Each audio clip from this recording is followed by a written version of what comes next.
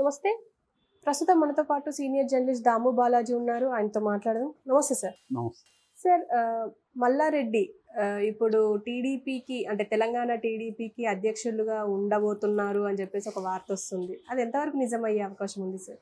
మల్లారెడ్డి మీద రకరకాల ఊహాగానాలు వస్తున్నాయి. మనకు తెలుసు మల్లారెడ్డి, రేవంత్ రెడ్డి వీళ్ళు ఒకప్పుడు టీడీపీలోనే ఉన్నవాళ్ళే. సో ఇద్దరు కూడా కలిసి పనిచేస్తున్నారు. అయితే మల్లారెడ్డి తర్వాత బీఆర్ఎస్లోకి వెళ్ళాడు, రేవంత్ రెడ్డి ఏమో కాంగ్రెస్లోకి వెళ్ళాడు. బీఆర్ఎస్ గవర్నమెంట్ రావడం, రేవంత్ రెడ్డి ప్రతిపక్షంలో ఉండాల్సి రావడం, ఈయన మంత్రి కావడం మల్లారెడ్డి, దాంతో వీళ్ళిద్దరి మధ్య రైవల్రీ అనేది పెరిగింది. సో మల్లారెడ్డి భూ కబ్జాదారుడని, రకరకాల ల్యాండ్ గ్రాబింగ్స్ చేస్తున్నాడని, అక్రమాలు చేస్తున్నాడని రేవంత్ రెడ్డి పెద్ద ఎత్తున పోరాటం కూడా చేశాడు దాని మీద. దానికి రియాక్షన్గా మల్లారెడ్డి కూడా రేవంత్ రెడ్డిని కబ్జాకోర్ అని అతను కూడా, ఎందుకంటే రేవంత్ రెడ్డి ఫ్యామిలీ కూడా బ్రదర్స్ అంతా కూడా రియల్ ఎస్టేట్లోనే ఉంటారు. మెయిన్ బిజినెస్ రియల్ ఎస్టేటే కాబట్టి అతన్ని రివర్స్లో నువ్వే కబ్జాకోరు రకరకాలుగా ఈయన ఆరోపించడం, అట్లాగే ఓటుకు నోటు దొంగ అని మాట్లాడడం, ఇలాగే వీళ్ళిద్దరి మధ్య వెర్బల్ వార్ఫేర్ కూడా జరిగింది. దాని తర్వాత వాళ్ళిద్దరు బాగా యాంటీ అయిపోయారు. అంటే పర్సనల్గా ఈయన తొడగొట్టి ఛాలెంజ్ చేయడం మల్లారెడ్డి, ఇవన్నీ కూడా చేశాడు. సో మల్లారెడ్డి మీద ఇంకొంతమంది మీద పర్సనల్ గ్రెడ్జ్ స్థాయికి రేవంత్ రెడ్డి వెళ్ళిపోయాడు. సో రేవంత్ రెడ్డి గవర్నమెంట్ రాగానే ఫస్ట్ టార్గెట్ చేసింది మల్లారెడ్డి లాంటి వాళ్ళని. సో మల్లారెడ్డి కబ్జాలంతా బయటికి తీయడం, మల్లారెడ్డి మీద కేసులు పెట్టడం, కాలేజీలని పోయి సీజ్ చేయడం, అతను ఆక్యుపై చేసుకున్నాడని వాళ్ళ సైట్లోకి వెళ్ళి జనాలను పంపించడం, ఇలాగా రకరకాలుగా జరిగాయి. సో దాంతో మల్లారెడ్డి దీన్ని తట్టుకోవడం ఎలాగా, జైలుకి పంపిస్తాడేమో అని భయపడి కాంగ్రెస్లో రేవంత్ రెడ్డి అపాయింట్మెంట్ కోసమే సివియర్గా ట్రై చేశాడు. కానీ రేవంత్ రెడ్డి అపాయింట్మెంట్ ఇవ్వలేదు. రేవంత్ రెడ్డి క్లియర్గా మల్లారెడ్డిని కాంగ్రెస్లోకి రానివ్వకూడదని క్లియర్గా అనుకున్నాడు. సో అందుకని మల్లారెడ్డి చేసిన ప్రయత్నాలు ఏవి ఇక్కడ ఫలించలేదు. దాంతో డీకే శివకుమార్ని కూడా కలిశాడు మల్లారెడ్డి. అయినా కూడా రేవంత్ రెడ్డి క్లియర్గా మల్లారెడ్డి విషయంలో మాత్రం నో అనే స్టాండ్లోనే ఉన్నాడు. సో దాంతో ఇప్పుడు మల్లారెడ్డికి ఉన్న ఆప్షన్స్ ఏంటి? ఒకటి బీఆర్ఎస్లోనే ఉండడం, 2 బీజేపీలోకి వెళ్ళడం, 3 టీడీపీ కొత్తగా. సో మొన్నటి వరకేమో బీఆర్ఎస్లో ఇబ్బందులు ఉన్నాయి ఆయనకి. ఆల్రెడీ బీఆర్ఎస్కి ఇప్పుడు హోప్ కనిపించట్లేదు. ఎందుకంటే ఉన్న హోప్ కూడా మొన్న ఎంపీ ఎలక్షన్లో దారుణంగా అది ఓడిపోయింది. సో ఇప్పటికిప్పుడు దాన్ని రివైవ్ అవుతుందన్న ఒక హోప్ ఉండలేదు. హోప్ ఎప్పుడైనా ఒక పొలిటికల్ పార్టీ హోప్ ఇవ్వాలి తన క్యాడర్కి. అందుకని జగన్ 5 ఏళ్ళు కళ్ళు మూసుకుందాము, మళ్ళీ మనం వస్తున్నాము, మనం పోరాటం చేద్దాము, నా ఒంట్లో సత్త ఉంది, నేను మళ్ళీ పాదయాత్ర చేస్తాను, ఓదార్పు యాత్ర ఇవన్నీ చెప్తున్నాడంటే అర్థం ఏమంటే పార్టీని మనం నిలబెట్టుకుందామని. దానికి తగినట్టు 40% ఓట్లు వచ్చాయి. దేశంలోని అతిపెద్ద పార్టీల్లో 5వ ప్లేస్లోనూ ఉంది. కాబట్టి జగన్కి ఆ హోప్ ఉంది, క్రియేట్ చేయగలుగుతున్నాడు. ఇక్కడ క్రియేట్ చేయలేకపోతున్నారు ఎవరు, కేసీఆర్కి అనేక చిక్కులు కూడా ఉన్నాయి. ఎందుకంటే జగన్ది కొంత బెటర్ పరిస్థితి కేసీఆర్తో కంపేర్ చేస్తే. ఎందుకంటే జగన్ అవసరం ఇప్పటికి కూడా మోడీకి ఉంది. ఇటు రాజ్యసభలో 11 మంది ఉన్నారు, పార్లమెంట్ అంటే లోక్సభలో కూడా 4 ఉన్నారు. కాబట్టి ఎప్పుడు ఏదైనా ఇబ్బంది వస్తే, రేపు క్రైసిస్ వస్తే జగన్ 4 మనకు అవసరం అవుతారు. ఆ 11 మంది కొన్ని బిల్లులు పెట్టాలని 11 మంది అవసరం అవుతారు.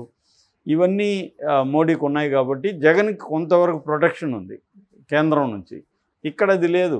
ఆల్రెడీ కేసీఆర్ కూతురు జైలుకి వెళ్ళి 2 నెలలు దాటింది. ఆమె ఇప్పుడిప్పుడు వచ్చే సూచనలు కూడా ఏం కనిపించట్లేదు. ఆల్రెడీ కేసీఆర్ మీద కూడా గొర్రెల కుంభకోణంలో ఈడీ ఎంటర్ అయింది. ఈడీ ఒకసారి ఎంటర్ అయితే మనకి ఎలా ఉంటుందో మనం అనేక వీడియోలు చెప్పుకున్నాం. పిఎంఎల్ఏ చట్టం ఎంత భయంకరమైందో చెప్పుకున్నాం, prevention of money laundering act. So అవన్నీ రేపొద్దున కేసీఆర్ మీద కూడా పెట్టారంటే కేసీఆర్ ఖచ్చితంగా ప్రాబ్లమ్స్ లేక వెళ్తాడు. మామూలుగా ఇప్పుడు జగన్ జైలుకి వెళ్ళే పరిస్థితి జగన్కి కూడా ఉంది. ఇక్కడ అక్కడ వరకే, స్టేట్ వరకు. సెంట్రల్ ఏజెన్సీలు జగన్ని జైలుకి పంపిస్తాయి లేదనే డౌట్ఫుల్లే. స్టేట్ పంపిస్తే జగన్ కూడా ఆల్రెడీ ఇంకా ఎక్కువ కష్టాలు పెడతాను, నేను రెడీగా ఉన్నాను అన్నాడు. అతను ఇంకా యువకుడే, కాబట్టి జైలుకి వెళ్ళినా అతనికి ఆల్రెడీ అనుభవం ఉంది, జైలు ఎలా ఉంటుందో చూశాడు, జైలుని ఎలా మేనేజ్ చేసుకోవాలో అతనికి ఒక ఐడియా ఉంటుంది, జైల్లో ఉంటే ఏం చేయాలి, ఎలా ఉండాలి, అవన్నీ తెలుసు అతనికి. కాబట్టి అతనికి ఏమి ఇబ్బంది లేదు. రెండోది అతను హెల్తీగా మంచిగా ఫిజికల్గా ఫిట్గా ఉంటాడు, అవన్నీ ఉన్నాయి. ఇతనికి అవేవి లేవు. ఈవెన్ చంద్రబాబు కూడా 52 రోజులు ఉండగలిగాడంటే అతను డిసిప్లైను, హెల్త్, ఫుడ్ చేయడం, ఫిట్నెస్ ఉంది చంద్రబాబుకు కూడా. రెండోది తన వ్యవస్థల్ని ఎలా ఆర్గనైజ్ చేయాలి, ఎలా వర్క్ చేయాలి, ఇవన్నీ చంద్రబాబుకు తెలిసినట్టు ఎవరికి తెలియదు. రెండోది నేను చాలాసార్లు చెప్పాను, చంద్రబాబుకి సపోర్ట్ సిస్టమ్స్, కులం కావచ్చు, మీడియా కావచ్చు, వివిధ వ్యవస్థల్లో తన మనుషులు కావచ్చు, పార్టీ స్ట్రక్చర్ కావచ్చు, ఇవన్నీ స్ట్రాంగ్గా ఉంటాయి చంద్రబాబుకి. సో కానీ అవన్నీ కేసీఆర్కి ఇక్కడ వీక్. సో కేసీఆర్కి ఆ కులమే పెద్ద స్ట్రాంగ్ ఉన్న కులం కాదు, పేరుకి అగ్ర కులం, కానీ అదేమి వెలమ అనేది అంత బలమైన కులం కాదు. సో కులము ఇది లేదు. ఇంకా మీడియా కూడా మనం చూస్తున్నాం, కేసీఆర్ నమస్తే తెలంగాణ ఒకటే బలంగా ఉంది, ఇంకేదో ఛానల్ ఉంది, అది కూడా పెద్ద వ్యవహారం కాదు. ఇంకా వ్యవస్థల్లో చంద్రబాబు లాగా ముందు చూపులేదు. చంద్రబాబు ఆ విషయంలో బ్రహ్మాండమైన విజనరీ. అంటే ఇంకొక 20 ఏళ్ళు ఉండాలంటే ఇప్పుడే బ్రహ్మాండంగా బాగా చదువుకునే కుర్రాళ్ళని లా కాలేజీలో కొంత సెలెక్ట్ చేసి వాళ్ళని పెద్ద లాయర్లుగా తయారు చేసి, జడ్జిలుగా తయారు చేసి, ఈ మెకానిజం ఎప్పటి నుంచో ఆయన మొదలుపెట్టాడు. సో ఆయనకి ఎప్పటి నుంచి, చిన్నప్పటి నుంచి ముందు చూపు ఉంది. కేసీఆర్కి అవేవులు. కేసీఆర్ ఏంటంటే ఎప్పటికప్పుడు టైంపాస్ చేసే వ్యవహారం. పరిపాలన అంతా కూడా రెండోసారి కంప్లీట్గా తన మీద వదిలేసి ఫామ్ హౌస్లో వ్యవసాయం చేసుకుంటూ, అదేదో రిటైర్డ్ ప్రొఫెసర్ లాగా అట్లా ఉన్నాడు కేసీఆర్, పుస్తకాలు చదువుకుంటూ ఈ వ్యవహారంలో ఉండిపోయాడు. సో ఇవేవి ఆయన అంటే మళ్ళీ మనం వస్తామనుకున్నాడు, రేవంత్ రెడ్డి వస్తాడని ఎవరు ఊహించలేదు, కేసీఆర్ అసలు ఊహించలేదు. ఊహించుంటే కొంతగా ముందు జాగ్రత్త పడి ఉండేవాడు. సో ఇవన్నీ కేసీఆర్కి డిసడ్వాంటేజ్. కాబట్టి ఇలాంటి పార్టీలో మల్లారెడ్డి ఉంటే ఇబ్బంది. సో బీజేపీలోకి వెళ్ళాలి. బీజేపీలోకి వెళ్తే సెంటర్ ప్రొటెక్షన్ ఉంటే రేవంత్ రెడ్డి తనను ఏమి చేయకపోవచ్చు అనేది ఉంది. సో కాకపోతే బీజేపీలో ఇదేంటంటే కలగూర గుంపలాగా ఉంది. ఇక్కడ ఆల్రెడీ నాయకులు ఉన్నారు.